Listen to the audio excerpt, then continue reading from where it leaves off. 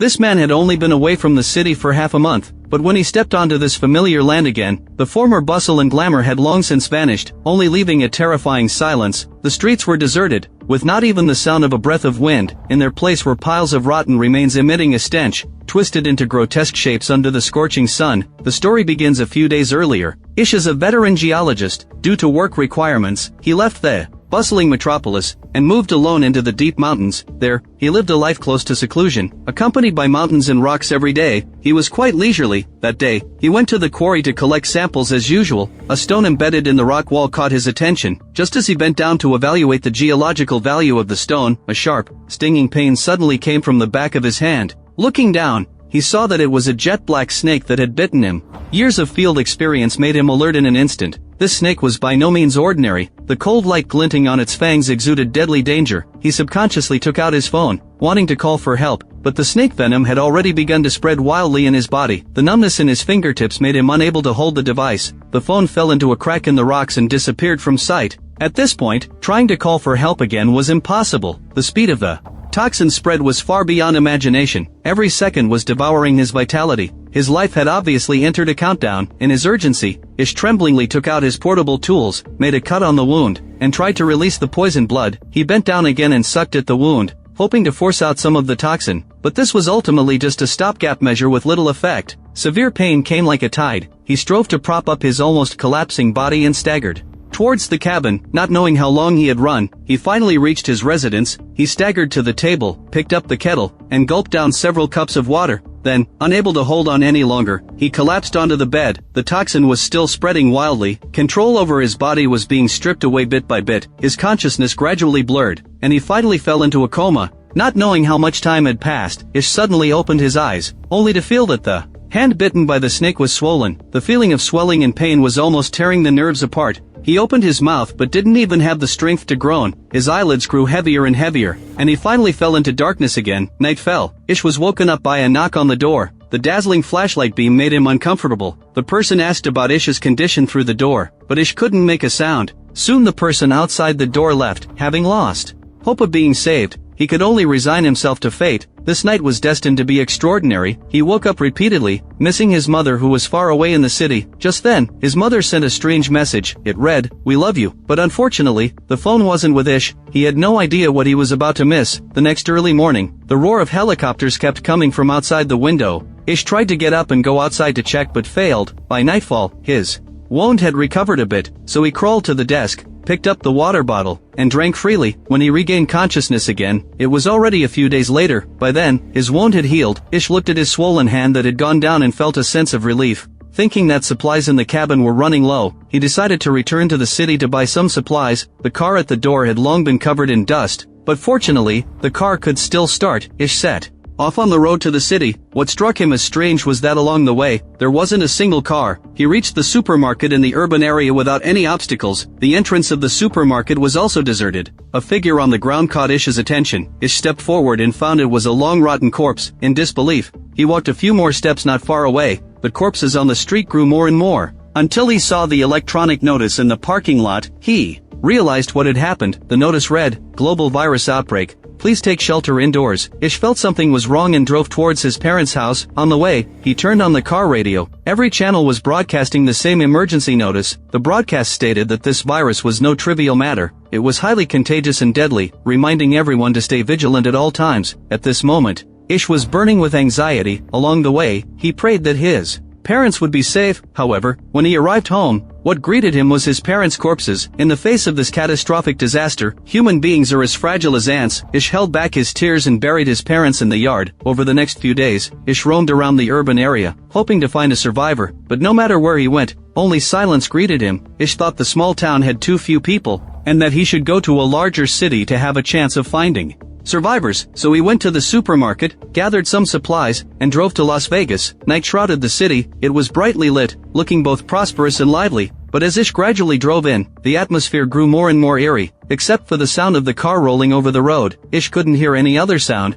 He walked into a mall, fantasizing about meeting people taking shelter. But it was empty here. Ish fell into despair. He decided to stay here first to experience the life of a wealthy person. Just as he finished bathing, came to the bar, and was ready to drink red wine to his heart's content, a female voice came from afar. asking if he could share a drink. Ish looked in the direction of the voice. Before him stood a man and a woman. They were both survivors of this disaster. The three of them started chatting like this. The woman was named Anna. The man was called Milton. They had both come here on a business trip, and because of this disaster, they could only rely on each other to survive. Milton told Ish that a strange virus had emerged in the Middle East 3 weeks ago. It combined infectivity and lethality and could also survive in the air. Once infected, no medication worked. Even though the country quickly issued a level 1 warning, it was still to no avail. The virus spread very quickly. Eventually, the entire government was forced to stop functioning. Anna's eyes were filled with sadness. Although the three were immune, they had to endure the pain of losing their loved ones. Ish couldn't believe the truth for a moment. He got himself drunk,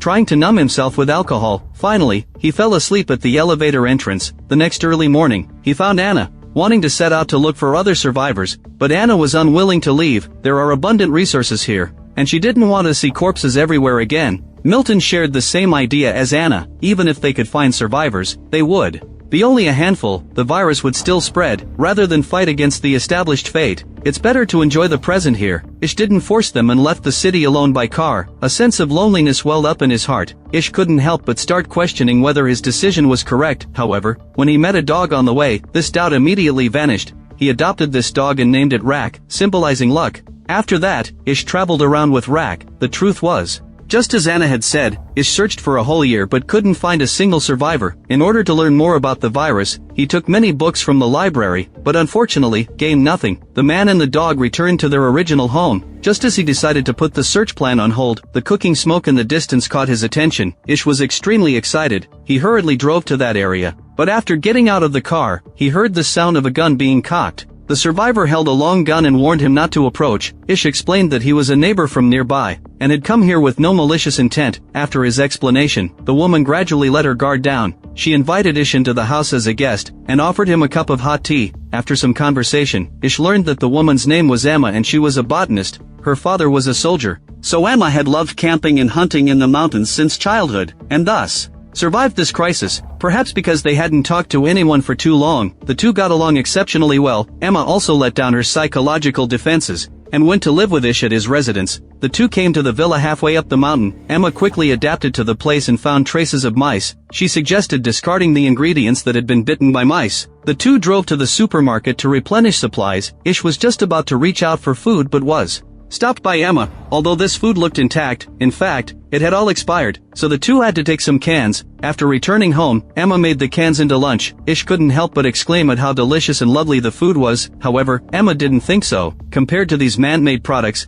she preferred to taste the flavor of nature. Seeing that Emma looked a bit down, Ish took a fishing rod, went to the river, and brought back a few fish for Emma. In the days that followed, the two lived a well-organized life. Ish learned to farm. He and Emma tended to the family's vegetable garden together. On ordinary days, Emma would also trim Ish's unkempt hair. The two leaned on each other in this lonely world, becoming each other's only reliance. An indescribable feeling gradually welled up in their hearts. That day, Ish was making a chicken coop. He believed that as long as it was done well enough, it would attract flocks of chickens. This scene touched Emma. Perhaps it was a predestined arrangement that brought them together at the end of the world. Ish looked at Emma, and his heart was also touched at this moment. In this way, the two opened their hearts to each other and became partners. Happy times always pass quickly. Half a year passed in the blink of an eye. Ish was repairing the solar panels that day when he accidentally lost his footing and fell. Emma arrived in time to bandage his wound and apply medicine. Under her careful care, Ish's health improved rapidly. He was just thinking about repairing the panels again, when Emma revealed an unexpected piece of news. She was pregnant. Ish couldn't help but feel anxious. In the midst of the doomsday crisis, there were no hospitals, no doctors, and no nurses. How would Emma's delivery be handled if an accident occurred? He would lose his loved one forever and fall into loneliness again. But Emma looked calm. She comforted Ish. To avoid accidents, Ish went to the library again. He studied there for several months, and finally learned the knowledge of childbirth. By this time, Emma had entered the second trimester of pregnancy. To supplement her nutrition, Ish took his gun and went hunting outside. Looking at the groups of calves in front of him, he couldn't help but feel compassion. But after a moment's thought, he raised the gun and aimed at the prey. Unexpectedly, the bullet didn't hit a vital spot. Hearing the calves' painful cries, his heart ached terribly, but he continued to pull the trigger. Then he dissected the calf according to the instructions in the book. Ish returned with a full load. Emma looked at the beef in front of her and broke into a happy smile. Now the problem of food has been solved. The next step was to get electricity to improve their lives. Ish went to the roof and installed the last solar panel. The house was no longer pitch black at night. It should have been a day worth celebrating, but immediately after, Emma brought out a shoebox containing a huge mouse. With the extinction of humans, these animals have become more rampant. Now mice can be seen everywhere in the house. Ish finally noticed something was wrong. At this rate, it won't be long. The various viruses carried by mice will spread. In addition, various resources in the world will also be divided up by them. The two began to search the room. Just then, Rack's frantic barking came from outside the door. Ish went out to check. The beef had attracted a large number of mice, perhaps because they had already eaten all their existing food. Hunger had driven them out of their minds. Watching the tide of mice swarming in, Ish picked up the beef, ready to throw it into the fire to destroy it, but it was too late. Thousands of mice were closing in on them. They sealed all the gaps with tape. Just when they thought everything was going smoothly, a heart-wrenching dog's cry came in. The two then realized they had left Rack behind. So Ish tore off the tape on the door, picked up Rack, and carried him into the house. Then he closed the door. Dozens of mice broke in within those few seconds. Ish began to deal with these mice, until the last mouse was eliminated. He realized that Rack was already covered in wounds. He and Emma carefully bandaged Rack. They didn't finish all the work until dawn. There were no more mice outside the house. Everything returned to calm. Just as Ish was about to rest, he noticed that Emma beside him wasn't doing well. It turned out that because she was pregnant and had been frightened, her amniotic fluid broke early. Ish calmed down. He recalled the childbirth knowledge taught in the books, and began to help Emma give birth. But after a long time, the baby still didn't appear. This was a sign of dystocia. Fortunately, Emma had given birth to 2 children before, and had some experience in childbirth.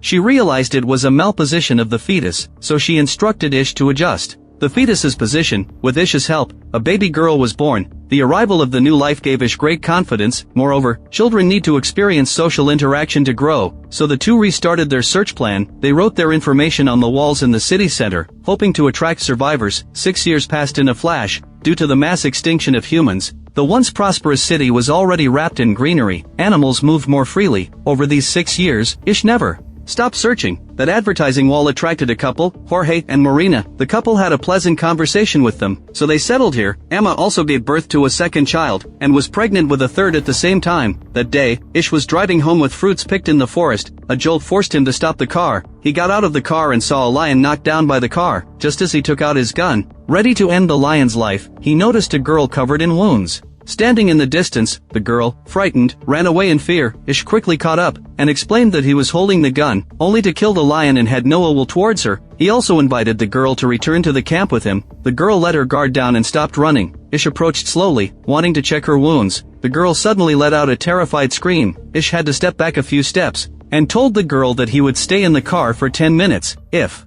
she had made up her mind, she could get in the car. Then he returned to the car. The lion had long since disappeared. It wasn't long before the girl came to the side of the car. Ish threw an apple. The girl immediately began to gnaw on it. She finally accepted Ish and chose to lie in the back of the car, wrapping herself in a cloth. Ish took the girl home like this. Emma was waiting at the door with their 2 children. Even with warm hospitality towards the girl, she just huddled in the corner of the car, head down, unwilling to speak. Several people in the house talked about the girl. They thought the girl's condition was abnormal. This kind of mental state only occurs after being abused. Marina felt great sympathy after hearing this. She picked up the food and brought it to the girl, but was misunderstood by the girl. She pushed away the food in Marina's hand, and clung tightly to Marina's hand, fearing that she would hurt her. Just at this moment, she noticed that both of their arms had scars from cigarette burns. Marina opened her heart, saying that she had also been abused as a child, thus she could deeply empathize with the girl's experience. She showed her own scars and even let the girl touch her hair. Only then did the girl let her guard down. Later, Marina took the girl to the bathroom to clean up, and even made the bed for her while the girl was taking a bath. While tidying up, Marina found a diary in the girl's backpack. The diary had no words, only oppressive and terrifying black graffiti. She felt even more pity for the girl. In addition to the diary, there was also a letter in the backpack. Just as she was about to check it, the girl walked into the room. In a hurry, Marina hid the letter on her person, then she left. On the other side, to find out the reason why the girl had become like this, Ish and Jorge went to the previous forest. Going deeper along the path where the girl had appeared, they saw a dilapidated wooden house. The house was filled with terrifying torture tools. They couldn't imagine what the girl had experienced here. In the evening, Marina gathered the others together, then unfolded the girl's letter. The letter was written to her by the girl's mother. The letter stated that the girl's name was Ivy. The whole family had survived the global virus, but unfortunately, Ivy's father had abused her. No matter how much her mother tried to protect Ivy, it was to no avail. She herself was also beaten by Her husband, under such abuse, the mother's health deteriorated day by day. Seeing that her days were numbered, she took advantage of the gap when her husband was out to let Ivy go, gave her this letter, and told her to run deep into the forest. Everyone felt great sympathy for Ivy's experience, and took a little more care of her. Ivy gradually accepted this big family. Soon, Emma's third child was also born into the world. Another year passed. That day, Ish was playing around with their 1-year-old child. The bell near the camp rang. This was a signal that a beast was invading. So Ish picked up his gun, gathered everyone, and approached, only to find that it was several survivors. They dropped their weapons, explaining that their son Rafe had accidentally touched the bell by accident. A woman named Molly began to introduce her team. The man beside her was named Ezra, the father of the boy Rafe. The woman with them was named Jane, Rafe's biological mother, and she herself was a surgeon and also Rafe's stepmother. Ish and the others finally let their guard down and invited them to the camp. After learning that the four had no place to go because of the plague, Emma invited them to stay and live there. Ish wasn't satisfied with this decision, thinking that these 4 people had come suspiciously and were also armed, fearing that they would pose a threat. However, Emma quickly calmed Ish down. Early the next morning, Ish led this large group to a town to search for supplies. On the way, a cow blocked their path, so they had to get out of the car and walk. Molly didn't heed Ish's advice, and went alone to the hospital to find supplies. As Ish had said, there was nothing but white bones and mice in this place. As he was about to leave, a dog came into his sight. He used a fire extinguisher to drive it away, then he found a locked door. Molly then used the fire extinguisher to break open the door, and found many medicines hidden inside. Molly's return with a full load made Ish look at her with new respect. Finally, everyone returned safely. At night, everyone gathered around the campfire. Jane, as a singer, showed her professional skills. When she sang, she shone like a bright, sparkling star. The liveliness of tonight made them forget the doomsday, as if they were in the world of the past. But life didn't get better because of this. Jane found out she was pregnant. She didn't want to go through this kind of pain again. She drowned her sorrows in alcohol, hoping it would make the child in her womb disappear. Just then, Molly comforted her, saying everyone would take good care of her and her child. Several more months passed. Jane gave birth to the child. Marina and Jorge also welcomed their own baby. In the blink of an eye, it was the 14th year since the disaster broke out. Ivy had long since broken free from her past shackles, and become cheerful and lively. Seeing more and more children in the camp, Ish made a study plan for them. Just as everyone was full of hope, thinking life was getting better and better, an accident happened. On a stormy night, Rack disappeared without a trace. Ish went out in the heavy rain to look for him, only to see Rack pinned under a tree trunk, no longer breathing. Ish was in great pain. He picked up Rack and buried him in the soil of the courtyard. Just as he said his final goodbye to Lark, he noticed a lion had appeared in the camp, and was slowly approaching his child. Ish hurriedly shouted for Ivy to take the child away, then he took out a hammer and fought with the lion. But how could he match the lion, known as the king of the grasslands? Moments later, he fell to the ground, seriously injured. Seeing this, Ivy finally spoke. She shouted for help, which brought everyone over. The lion also ran away, with everyone's rescue efforts. Ish was out of danger. Emma, learning that Ish was injured, was extremely angry. She grabbed her gun, followed the blood trail, and found the lion, and finally ended its life. After a long time, Ish finally woke up. Molly confessed to him that she had lied before. She was just an intern, not a professional surgeon. It was her first time performing surgery, so there were many mistakes during the rescue. She sincerely apologized to Ish, and this was forgiven by Ish. Slowly, Ish gradually recovered. Another 3 years passed. The children had grown a lot more. Ish's son Joey could already dive to catch fish. His eldest daughter Heather was in her adolescence. She and Rafe had grown up together. That day, the two of them went exploring together. In a dilapidated cabin, they confirmed their feelings for each other. The young were full of vitality. They made a pact to venture out into the outside world together. But this was opposed by Ish. How dangerous the outside world was. Ish began to regret teaching the children. This had aroused their yearning for the outside world. But Emma didn't think so. If it weren't for Ish's adventurous spirit back then, she wouldn't have formed a bond with him. So Ish had to agree. During the day, Emma gave weapons and food to the young couple, and together with Ish, watched them leave. It wasn't long before the family faced another crisis. While cooking, Ivy found that there was no water left at home. So Ish and the others drove to the reservoir, and were surprised to find that the dilapidated water pipes, neglected for years, had long since cracked. Moreover, because there had been no rain for months, the water in the reservoir was also running low. The group was at a loss. Several unfamiliar cars drove up. The people in the cars shouted at Ish, but Ish paid no attention and led the group away. He was afraid that this group had malicious intentions. After returning home, he ordered to strengthen the perimeter defenses, in case the people they had just met were bad guys who would follow them. As he had expected, those cars followed them to the camp. The first man to get out of the car was named Charlie. Seeing Ish pointing a gun at them through the gate, he handed over the water in his hand. Trying to ease Ish's vigilance, Ish took a sip of water and only then was willing to talk with Charlie. Charlie said that a severe drought had come, and water had become a scarce resource, but they had drilling equipment. As long as Ish would allow them to live here and provide food and fuel, they could also help Ish's group obtain water resources. The two sides reached an agreement. As a geologist, Ish analyzed the most suitable location for drilling a well, so the drilling work began. While the machine was digging the well, Ish invited Charlie to go hunting together. Just as he was about to shoot a moose in the distance, Charlie got it before him. Ish immediately felt a sense of pressure. At night, everyone held a bonfire party. Charlie showed his scars to the children. This caught Ivy's attention. She stared at Charlie. Meanwhile, Charlie and his girlfriend Perry also seemed to sense something. The eye exchanges between the three held hidden meanings. Ish silently observed everything, and the doubts in his heart accumulated more and more. Late at night, everyone went inside to rest. Only Ish and Charlie were left. Charlie believed that the world was all about survival of the fittest. He also stated that he liked Ish, which confused Ish. Days after that grew more and more strange. Ish's son pestered Charlie all day long. Ish tried to stop him, but his son had an argument with him. He accused Ish of favoring his younger son more and not caring about him. Emma saw Ish's sadness. She said Ish was too wary of new members. It was the same when Molly and the others joined. Ish retorted that this wasn't the same as before. The two finally failed to reconcile. Ish went to the drilling machine, wanting to check on the progress, and found that the work wasn't going very smoothly. Now they only had one last drill bit left. Charlie led everyone to change the drill bit and start drilling again. Watching Charlie, as a leader, struggle together with everyone, Ish had mixed feelings in his heart. He felt like an outsider. To calm himself down, he went to the forest alone. Night fell. Charlie met Jane, who was alone. He generously shared his cigarettes, claiming to be her fan. Then he took out his private stash of wine, wanting Jane to have a taste. Jane refused. Charlie was about to invite her again, when a figure appeared in the distance. He then left Jane. By the time Ish returned to the camp, it was midnight. Emma had been waiting for him to come home. She scolded Ish angrily for such a reckless act. Ish did not retort. After a night of thinking, he had calmed down a lot. The next early morning, everyone continued to gather around the well and work hard. Finally, clear water gushed out from underground. Everyone bathed in the water, singing and dancing. Ish watched this scene, and the big stone in his heart fell. Their deal with Charlie and his group finally came to a successful end. Just as he was preparing to see Charlie and the others off, Charlie decided to stay here. At night, everyone celebrated Charlie's joining, but Ish couldn't be happy. Even Emma noticed something was wrong. Originally, Ish should have been the leader of the group. Now the members' hearts were all captured by Charlie. Everyone thought Ish was jealous of Charlie. This also couldn't help but make Ish start to doubt himself. After midnight, Ish noticed a man from Charlie's group. He was standing at Ivy's door. Alarm bells rang in Ish's heart. Charlie chose to stand at a distance and observe. It wasn't long before he discovered Charlie walking out of Ivy's room. It turned out that Charlie had sneaked into Ivy's room and assaulted her. Ish called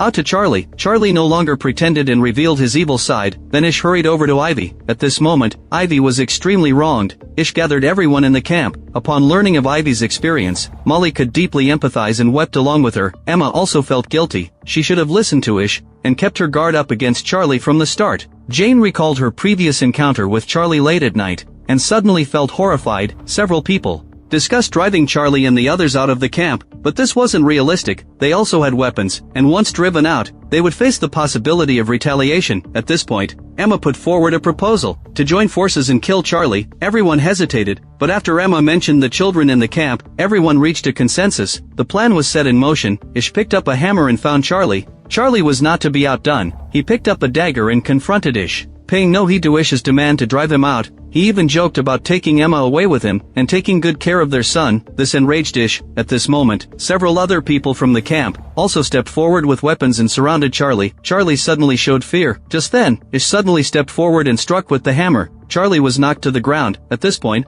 he was at the mercy of others. After dealing with Charlie, Ish still couldn't let it go. Ivy had finally come out of the darkness, but now she was plunged into darkness again. Ish washed the bloodstains from his hands over and over again. The fact of killing someone couldn't be changed. After daybreak, Perry learned of Charlie's death. He didn't grieve but felt a sense of relief instead. The reason he had been with Charlie was that he had been coerced. The same was true for the others in the group. Ish gave Charlie's group two choices. One was to leave the camp. The other was to give up their old ways and stay here. In the end, they stayed, except for Jeff. Jeff was banished from the camp by Ish due to his bad character. Another 3 years passed. The whole family became better and better under Ish's leadership. His youngest son Joey had also grown up. Due to his extraordinary talent, he invented many things, including water pumping devices. This also made Ish and Emma look at him with new respect. Eldest son Alex felt jealous. Since childhood, their parents had given Joey more care, while he himself had always been neglected. That night, Joey had a fever. Ish and Emma thought it was just a cold and didn't take it seriously, until Joey fainted on the ground. Ish realized something was wrong. He hurried to find Molly, hoping she could offer help, but didn't expect Molly was taking care of several patients. He exclaimed that the virus from decades ago had actually reappeared. Learning that Joey had also been infected with the virus, he advised Ish to send Joey to the hospital for isolation, but Ish didn't follow the advice. At this moment, eldest daughter Heather returned home. She cried and found Ish, informing him of Rafe's death, and regretted her youthful recklessness back then. Ish didn't say much. Now solving the virus was the top priority. He rode a bike to look for unsearched hospitals, hoping to find medicine there. Charlie's figure kept lingering in his mind. He thought all these were retribution for killing. Heather talked about her experiences over the past 3 years at home. The two traveled north all the way, stayed and lived in many places, and saw many beautiful scenery. They also planned to return to the camp before winter. They also tried to find new survivors, but unexpectedly, there wasn't a single person, because the scenery outside was really too beautiful. The two were too greedy, which delayed their return home. They came to a factory along the sea. Above this factory was written a string of numbers. They followed the arrow and saw a pile of containers. Numbers were also written on them. The two searched all the way like this. Unfortunately, it was still empty. That day, they went out to look for food and found a short leaf for a tree. They remembered what Ish had once said. This kind of tree has medicinal value and can cure fever and cough. The two collected some leaves. While they were busy, Heather found a survivor. This person happened to be Jeff, whom Ish had kicked out of the camp before. Heather was about to talk to him, but he fled directly. Just as Heather and Rafe were about to go look for Jeff, Jeff appeared at their residence and grabbed Rafe, took him as a hostage and demanded Heather to hand over the food. Just as Heather was about to take out the food, Rafe launched a counterattack but unfortunately was injured by a knife. Heather took the opportunity to attack Jeff. Although she killed Jeff, she failed to save Rafe. Heartbroken, she wanted to drive home, but the car broke down at this moment. She had to walk home on foot. Rafe's parents, though sad, still comforted Heather. At present, Joey's condition was gradually deteriorating. The leaves Heather brought back also failed to be of use. Ish took Joey to the river, wanting to cool him down with water, but this also had no effect. Finally, they still failed to save Joey's life. Ish, having lost his youngest son, was overwhelmed with grief. He came to the library to vent his pain, and even wanted to set the entire library on fire, but this was stopped by Emma. These are all the crystallization of human wisdom. Should they be destroyed because of Joey? Ish finally gave up this act. He and Emma leaned on each other to ease the pain of losing their son. Time gradually dulled his grief. Ish finally found the courage to face his son's death. He began to sort through Joey's belongings, and discovered the signal base station his son had designed in his diary. Ish decided to fulfill his son's wish. Everyone in the camp agreed wholeheartedly. Thus, with everyone's efforts, they established the base station and broadcast their voices. Although no one came knocking, he believed there must be more survivors in the world. That day on the green field, Heather and Ish talked about the strings of numbers they had seen during their previous trip. He then realized that those numbers represented radio frequencies. Following these numbers, Ish began to call via radio. Finally, they received a response. According to the descriptions of other survivors, Ish discovered there was a larger camp nearby. The survivors invited Ish and his group to live with them, but they fell silent, because their past experiences made them afraid. But the other party perceived their concerns, and explained that they were also afraid of encountering harm. But human civilization must continue. Everyone was deeply moved, no longer hesitated, and agreed to go to the new camp. Finally, with everyone's efforts, the world became a better place. The rapid development of human civilization is certainly a good thing, but blind development will only harm nature. Life is fragile. If nature begins to repair itself, everyone will be unable to escape disaster. Therefore, while developing and progressing, humans must also think about living in harmony with nature. Earth Abides was released in 2024. It is an anti-anthropocentric ecological fable. Earth Abides first sets its backdrop against a sudden global plague, constructing a desolate world where 99.9% of humanity has perished. The series opens by presenting a doomsday scenario in a highly impactful manner. The male protagonist, Ish, a geologist who has lived alone in the deep mountains for 5 years, wakes up after being bitten by a venomous snake, and falling into a 3-week coma, only to find the world around him has become unrecognizable. Cities are empty of people, rotting corpses litter the streets. News of the end of human civilization comes over the radio. This setup not only sets the tone for the story, but also throws the audience into a post-apocalyptic world that is both familiar and unfamiliar. The narrative structure of the series shows a clear three-act development. Act 1 focuses on Ish's awakening and initial exploration, depicting his psychological journey from shock and denial to gradual acceptance of reality. Act 2 expands to encounters and conflicts with other survivors, exploring the complex aspects of human nature in extreme environments. Act 3 shifts to efforts to rebuild civilization and the search for hope in the future. This structure allows the series, within its limited 6 episodes, to complete a full narrative arc from individual to society, and from despair to hope. The symbolic scene design in the series is particularly outstanding. Ish soaking in a hot spring in an empty luxury hotel, drinking fine wine in an abandoned bar, and racing through empty streets, among other scenes, not only provide visual spectacles, but also profoundly reveal that after the constraints of civilization disappear, the extreme changes in human behavior. In these scenes, the sharp contrast between material abundance and the scarcity of life urges the audience to reflect on the value of civilization. Earth Abides is far more than a simple disaster entertainment film. Through its doomsday setting, it delves into the essence of human nature, the relationship between humans and nature, and fundamental issues such as the survival of civilization. The title itself is a philosophical proposition. When humanity is nearly extinct, how does the Earth endure? This question runs through the entire series, guiding the audience to engage in multi-layered thinking. Overall, Earth Abides is a bold and thoughtful work. It isn't content with providing simple entertainment, but instead invites the audience to jointly contemplate the ultimate questions of human destiny. In the contemporary film and television environment filled with fast food content, this serious and poetic attempt is particularly precious. As a line in the series says, in desperation, human nature is truly revealed. Perhaps the greatest achievement of this series is its honest exploration of human nature, and its cautious optimism about the future of civilization. For viewers who enjoy thought-provoking science fiction, Earth Abides is undoubtedly a masterpiece not to be missed. For viewers seeking action and excitement, they may need to adjust their expectations, but in any case, what this series leaves behind, the reflections on the relationship between humans and the Earth, will linger in the audience's minds long after watching. This is the power of great art. The title Earth Abides is both an observation and a hope, and even a warning.